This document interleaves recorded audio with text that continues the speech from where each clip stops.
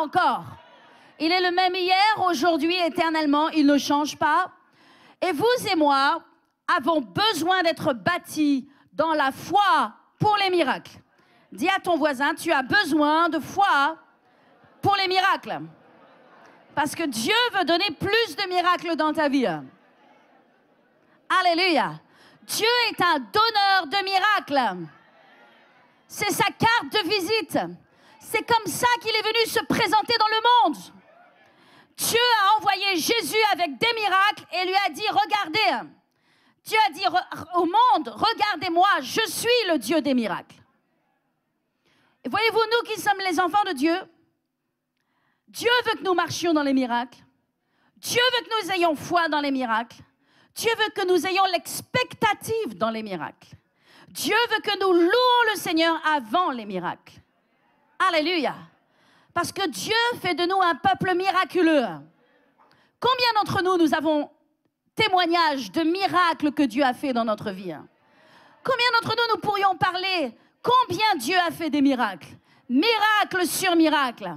Nous sommes tous passés dans des situations de découragement extrême. Des situations impossibles à œil humain. Des situations où nous pensions que nous n'en sortirions pas. Et pourtant, au milieu des ténèbres, au milieu des tempêtes, nous avons vu le secours du Seigneur. Parce que Dieu est un Dieu de miracles. Et ce matin, Dieu ne veut pas que tu sois résigné. Dieu ne veut pas que tu abandonnes, que tu abdiques ta foi dans les miracles. Dieu veut que tu ressuscites ta foi dans les miracles, que tu crois que Dieu est un Dieu de miracles. C'est comme ça que tu vas avoir ton miracle. Voyez-vous, on ne peut pas dissocier Dieu de ses miracles. Vous ne pouvez pas séparer Dieu des miracles. Dieu et les miracles sont un. C'est sa nature. Tout comme l'amour est la nature de Dieu, les miracles sont la nature de Dieu. Parce que si Dieu ne faisait pas des miracles, alors il serait un homme. Mais Dieu n'est pas un homme pour mentir, ni le Fils de l'homme pour se repentir. Ce que sa bouche a dit, son bras l'accomplit. Si Dieu ne faisait pas de miracles, alors il serait un homme. Or, il n'est pas un homme, il est Dieu. Et parce qu'il est Dieu, nous devons croire dans ses miracles. Croire dans sa parole, croire dans ses miracles. Vous ne pouvez pas dissocier Dieu de ses miracles. Vous ne pouvez pas recevoir Jésus comme sauveur et laisser de côté les miracles et le surnaturel de Dieu. Mes amis, vous ne pouvez pas simplement être sauvé et mettre de côté tout le reste. Dieu veut que vous marchiez dans ses miracles. Ne prenez pas seulement Jésus pour sauveur. Vous prenez bien sûr sa mort, mais vous devez prendre aussi sa résurrection. Lorsque vous acceptez Jésus comme sauveur, vous ne prenez pas juste sa mort et son sacrifice pour vos péchés. Vous prenez aussi sa résurrection. Et sa résurrection, c'est sa puissance de miracle envers le monde. Alléluia. Est-ce que vous m'entendez ce matin? Dieu veut que vous preniez tout ce qui est pour vous. Que vous ne marchiez pas dans la moitié de ce qu'il vous a acquis. Il veut que vous preniez tout le package, que vous preniez la puissance du Saint-Esprit, que vous preniez le revêtement d'en haut, que vous preniez la gloire de Dieu sur vous. Alléluia. Vous avez besoin de tout. Ce matin, j'aimerais vous parler un petit peu de Jean-Baptiste. Parce que, premièrement, on ne parle pas souvent de Jean-Baptiste dans la Bible. Or, c'est un personnage important de la Bible. Et j'aimerais parler de Jean-Baptiste et parler de l'importance de garder nos yeux fixés vers le ciel. Vous savez, quand il y a des situations difficiles, gardez vos yeux vers le ciel. Gardez vos yeux rivés sur le ciel. Le psaume déclare « Je lève les yeux vers l'Éternel. D'où me vient le secours? Le secours me vient de l'Éternel qui a créé les cieux et la terre. » Nous devons garder nos yeux sur Dieu. Dans vos situations, gardez vos yeux sur le Seigneur. Ne placez pas vos yeux sur vos situations. Ne placez pas vos yeux sur le naturel. Continuez à regarder en haut. Jean-Baptiste. Il y avait deux femmes dans la Bible, Marie et Élisabeth. Aucune d'elles n'était candidate pour devenir enceinte. Aucune d'elles n'était censée obtenir ce cadeau de la vie. Élisabeth était âgée. stérile, n'avait jamais eu d'enfant. Son temps avait passé.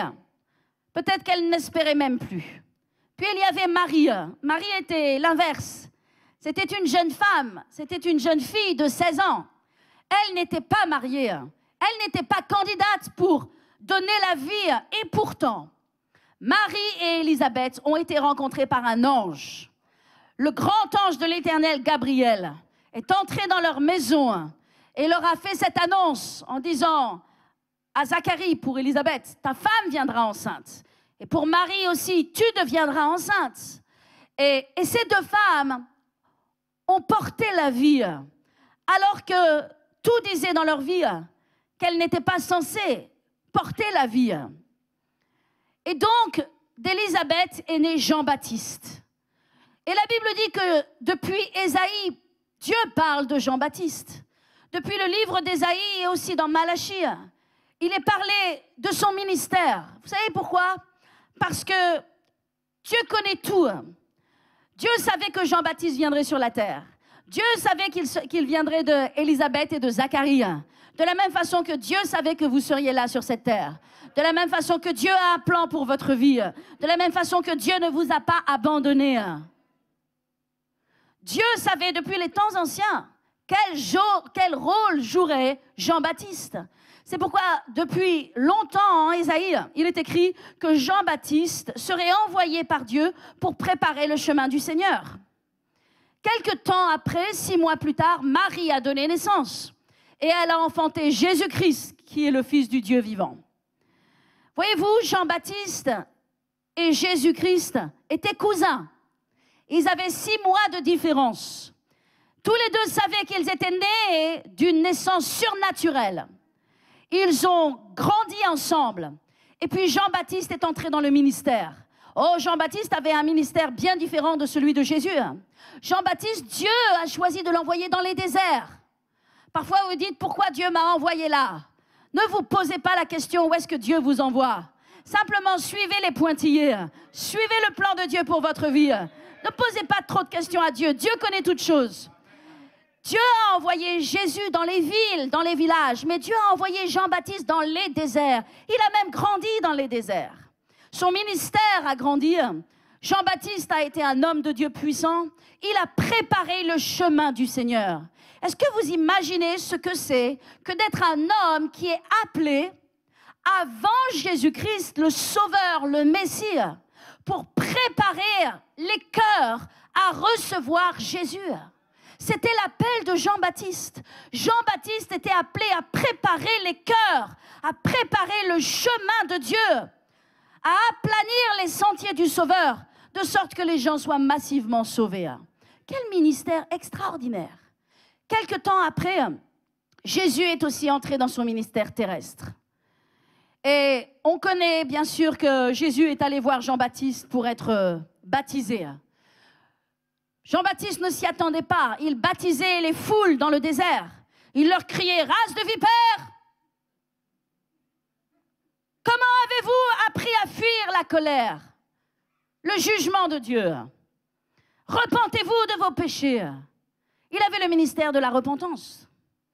Et les foules venaient à lui. Mais il ne s'attendait pas à ce que Jésus vienne. Et lorsqu'il a vu Jésus arriver, il n'a pas vu son cousin arriver. Il n'a pas dit « Oh, regardez, mon cousin arrive !»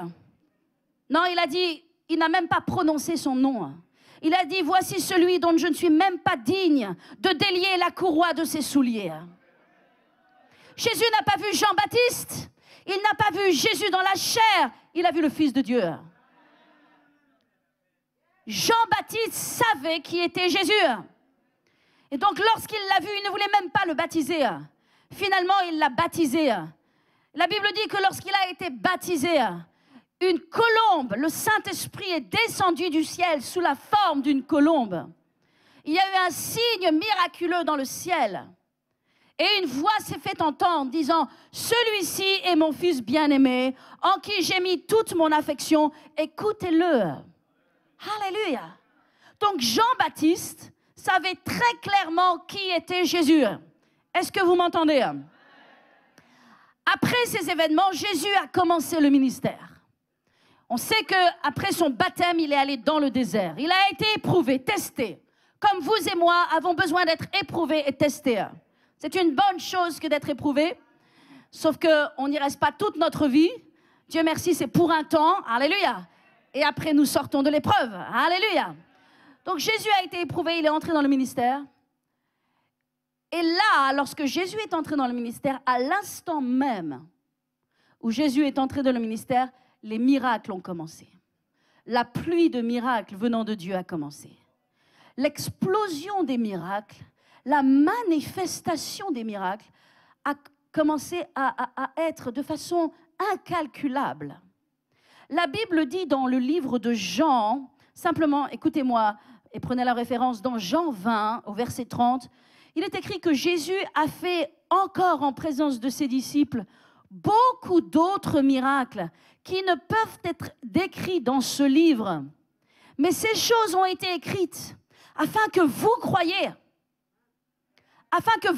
ce matin que Jésus est le Christ, le Fils de Dieu, et qu'en croyant, vous ayez la vie en son nom.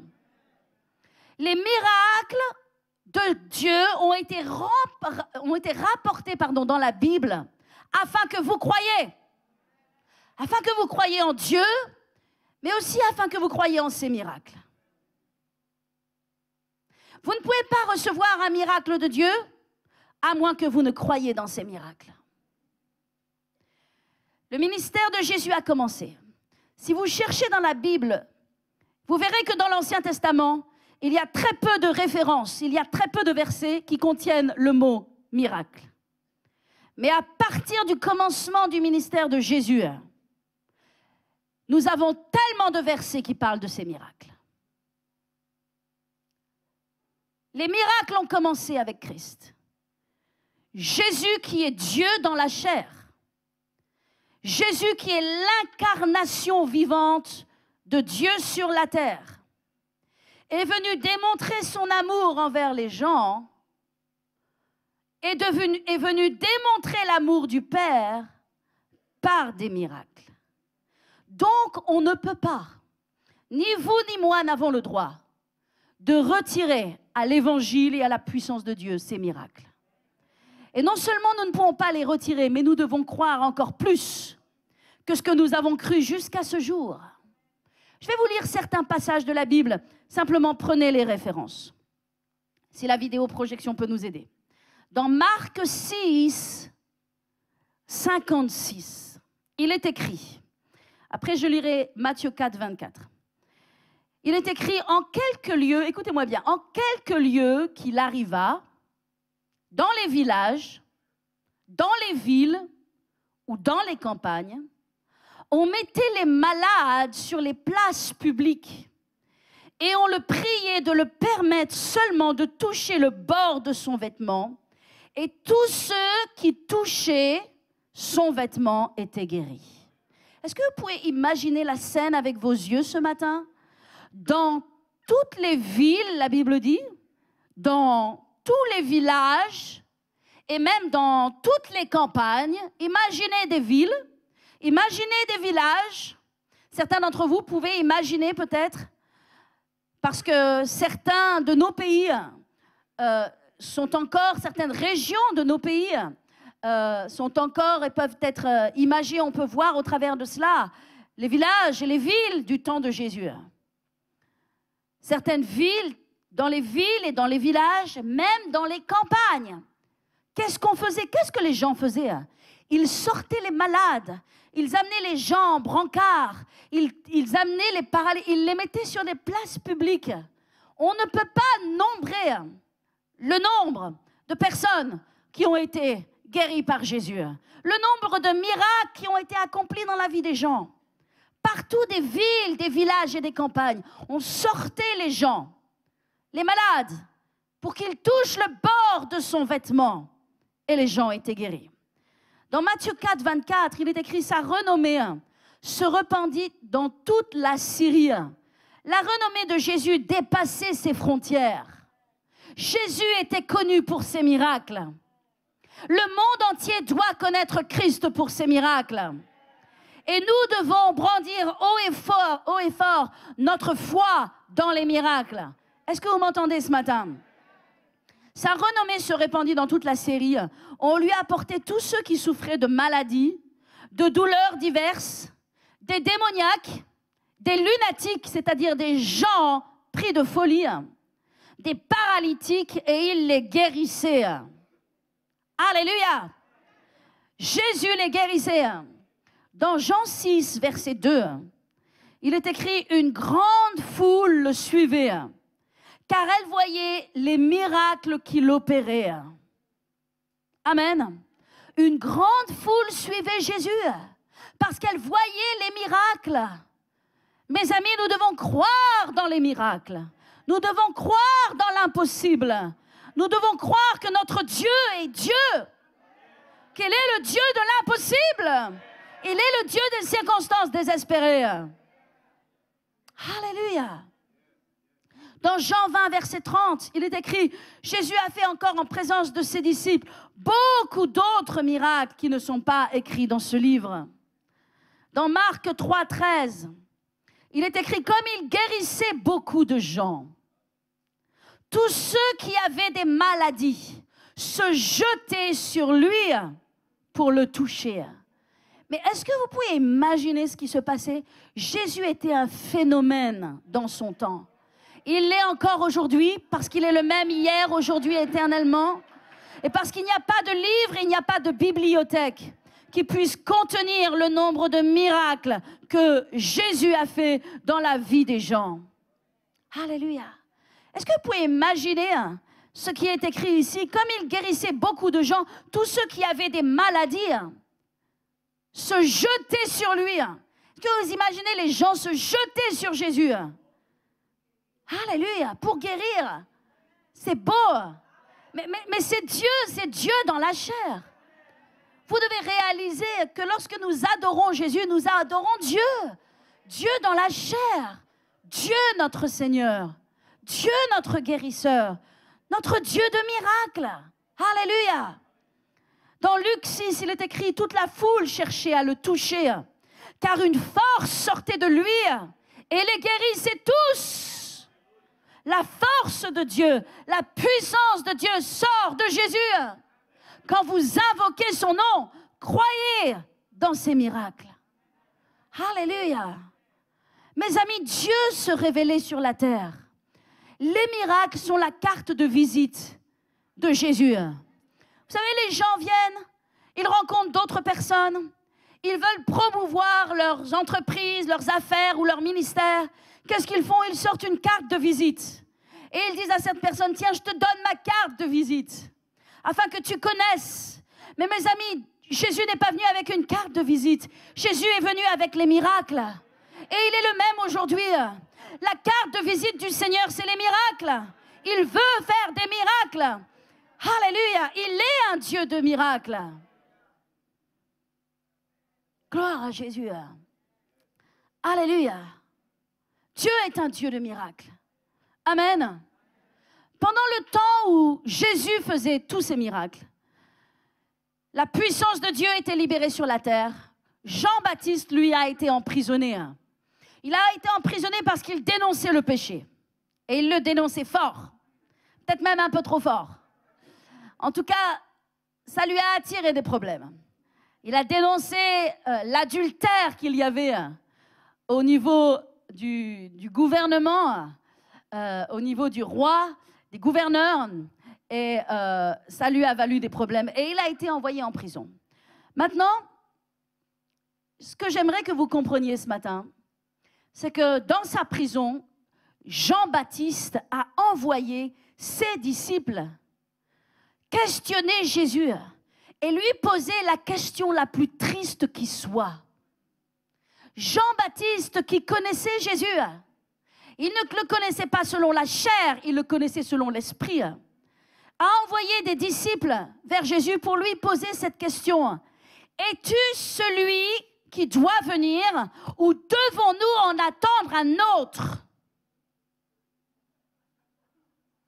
Es-tu celui qui doit venir ou devons-nous en attendre un autre?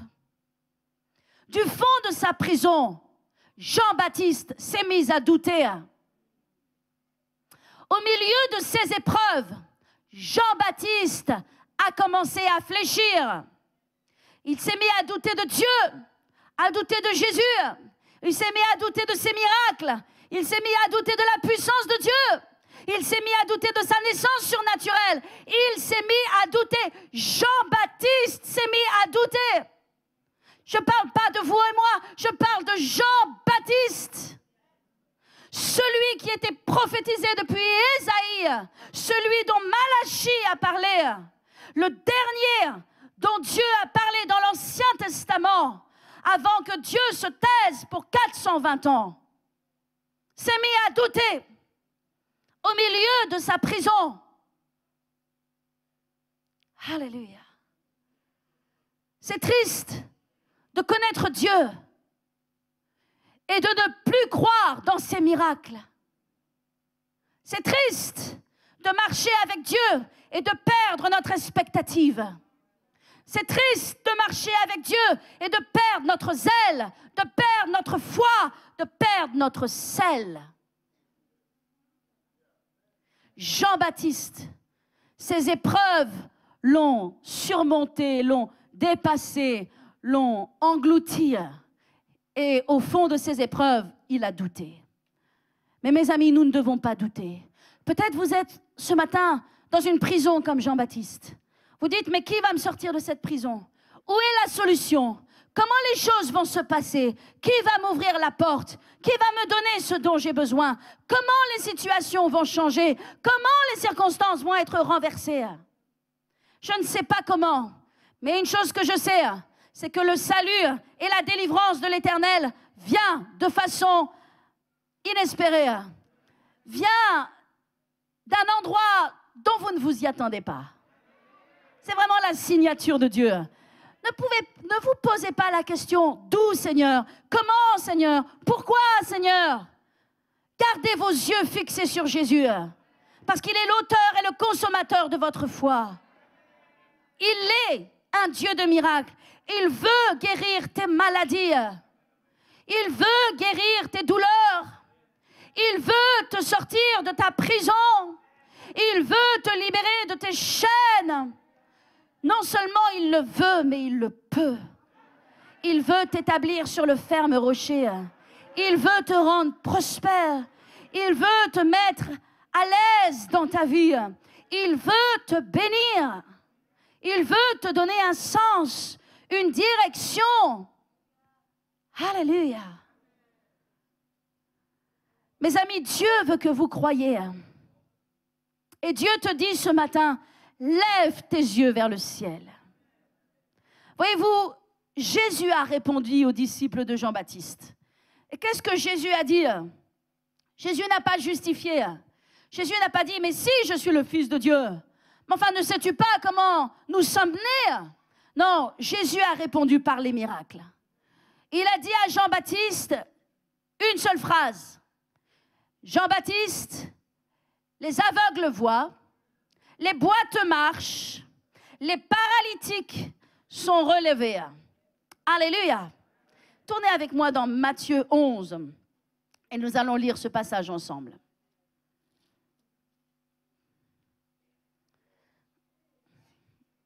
Alléluia.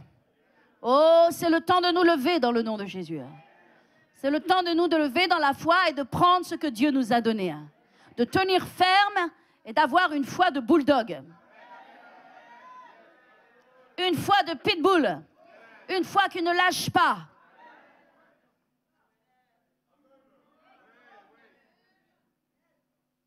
Alléluia. Dans Matthieu 11,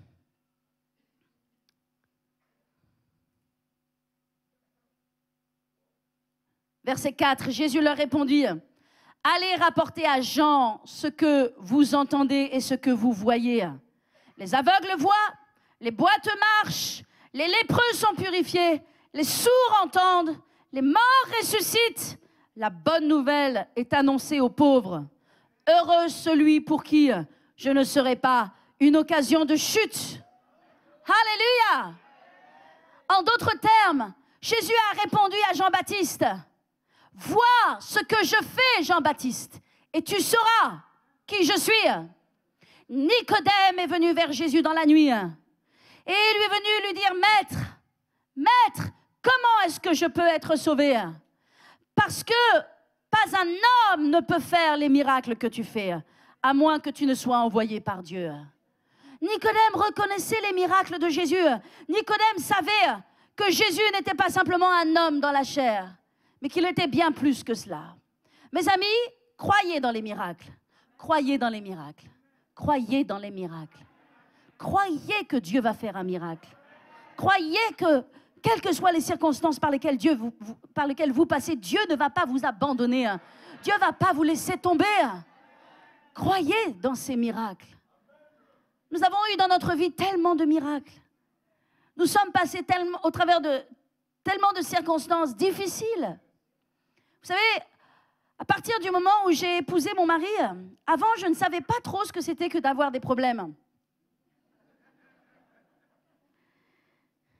J'avais une vie assez tranquille avec mes parents. Il n'y avait pas de grands défis dans notre famille et par la grâce de Dieu. Puis je me suis mariée, j'étais plutôt douce. Je ne sais plus si je le suis encore maintenant. J'ai pris un peu de cuir. En tout cas, ce que je veux dire, c'est, je me suis mariée, vous savez, comme un bébé tout doux, sans expérience, pas beaucoup de cuir, pas beaucoup de force. Mais très rapidement, j'ai appris qu'il fallait apprendre à se battre. Et nous sommes passés par tellement de choses, par tellement de défis, par tellement d'attaques, par tellement de procédures. Oh, mes amis, j'ai appris à m'encourager dans le Seigneur. Et au départ, c'était dur.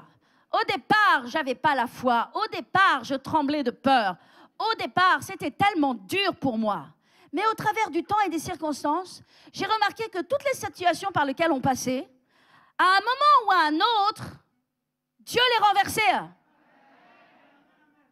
Dieu changeait le cours des choses. C'était impossible, c'était perdu, ça n'allait pas se faire, c'était sûr. Et pourtant, une circonstance arrivait de droite, quelqu'un arrivait de gauche, quelque chose se passait et nos circonstances étaient changées. Et c'était la main de l'Éternel. Il y a eu des circonstances où nous sommes allés jusqu'au bout du banc. En d'autres termes, nous sommes allés jusqu'au bout des choses qui ne bougent pas, qui ne changent pas, pas de miracle. Et après que tout semble terminé, changement, résurrection, transformation, bonne nouvelle. Alléluia! Mes amis, Dieu ne va pas vous abandonner. De la même façon que Dieu n'a pas abandonné Joseph dans la fosse, Dieu ne vous abandonnera pas. Ça ne veut pas dire que vous ne passerez pas par des fosses, par des trous. J'aimerais vous dire que vous n'y passerez pas. Mais je ne peux pas vous le dire. Je ne peux pas vous le promettre. Je vous mentirais. Mais j'aimerais vous dire que quand vous êtes dans une fosse, quand vous êtes dans une épreuve, même si rien ne change, même s'il semble que Dieu n'entend pas vos prières, gardez vos yeux fixés vers le ciel parce que sa délivrance arrive, parce que sa guérison arrive, parce que le changement est en chemin, parce que le miracle est sur le point d'arriver. Ne perds pas ta foi, n'abandonne pas ta confiance. Garde ton assurance dans le Seigneur. Alléluia. Alléluia. Garde ton assurance. Quelle que soit la situation dans laquelle tu es maintenant, garde tes yeux sur Jésus. Parce qu'il viendra un moment où ta circonstance va changer. Je te le dis ce matin, tes circonstances vont changer. Elles ne sont pas éternelles. Elles ne sont pas là pour durer. Elles vont changer. Elles vont changer. Parce que Dieu est un Dieu de miracles. Parce que Dieu entend tes prières. Alléluia. Alléluia.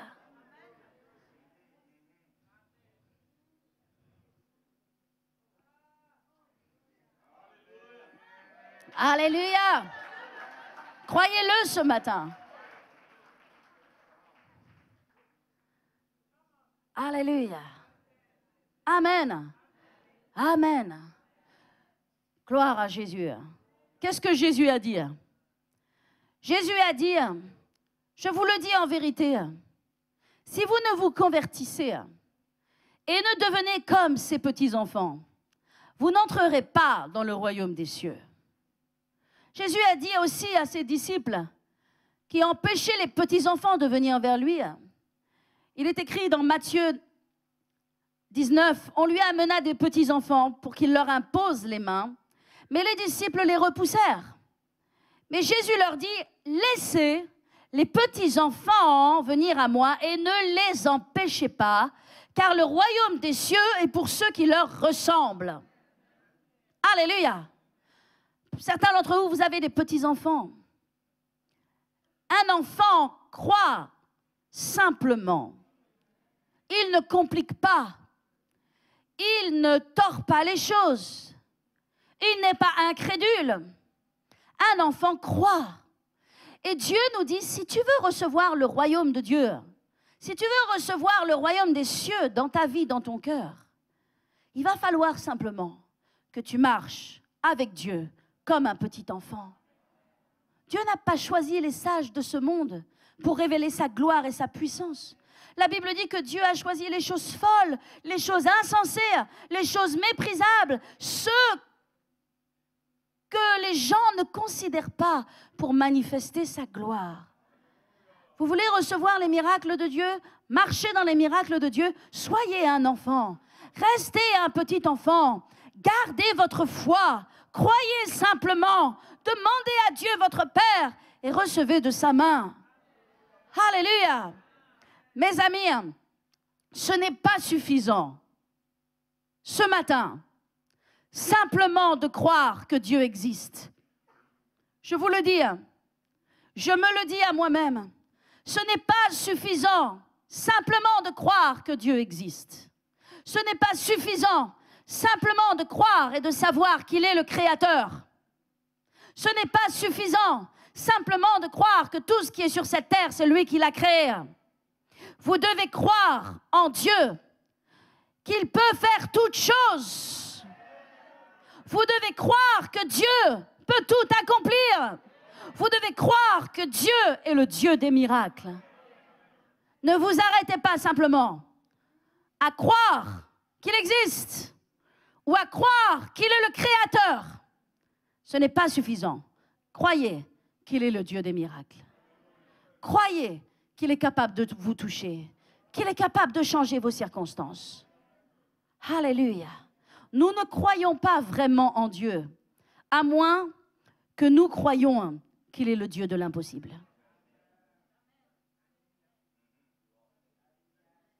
Je vais répéter. Nous ne croyons pas vraiment en Dieu, à moins que nous ne croyions qu'il est le Dieu de l'impossible. Vous ne croyez pas vraiment en Dieu si vous ne croyez pas qu'il est le Dieu de l'impossible. Qu'il est le Dieu pour qui tout est possible. Tout est possible. Aux hommes, cela est impossible, mais à Dieu, tout est possible. Alléluia. Fermons nos yeux ce matin.